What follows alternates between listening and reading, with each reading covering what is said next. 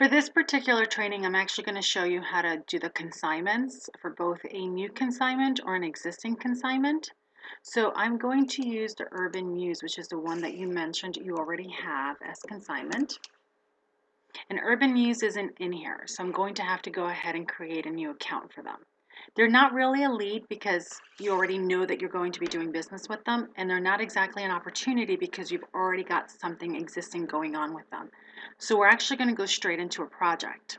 Okay, so what I'm going to do is I'm going to go into Yahoo first to find where they are. We said they were in Denville.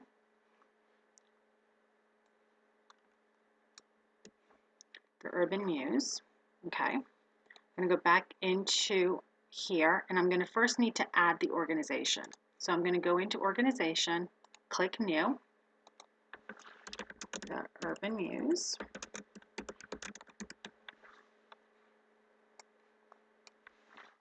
Going to go ahead and enter their phone number.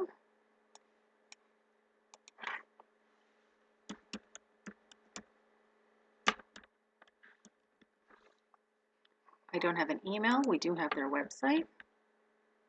We do have their address.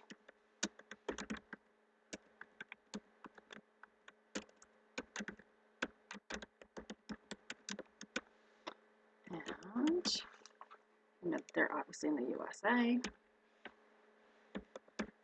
And actually, you don't need to enter this, but if you wanted to, you can. I'm going to put down that is it an existing vendor, not an existing vendor, an existing consignment location. And we're going to hit save. So now you'll see that the Urban Muse is listed down here. And we're going to go ahead and start from scratch. Pretend that this is already in here. We're going to do Urban. Urban Muse will come up. And here we go. We want to go ahead and create a new project because we already know that there's something existing in there. You're going to go to Actions, Add New Project. And the project name is going to be called Consignment.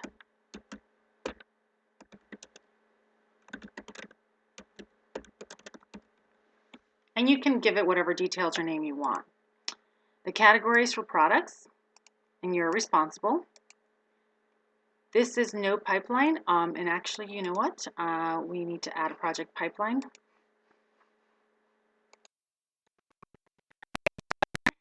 And I added a pipeline. So when you're doing a project for consignments, you'll actually see consignment on here. As far as stages, a consignment is a little bit different. So what I did is I did ongoing, follow-up 1, follow-up 2, and follow-up 3. They all have the exact same tasks, but I figured this way, as you're going through the stage, through the different time frames or quarters, you want to be able to check in once a quarter. You can just go ahead and do it this way. Every 3 months, it'll actually just ask you to update the system. So I'm going to check off ongoing, and I'm going to put in the date, and I'm going to put in today's date. And these are the tasks that are going to come up. Follow up to see what's sold, swap out any old product, and send out a new PO. Do a social media share so people know where your stuff can be bought, and then reconcile any purchase orders if you can.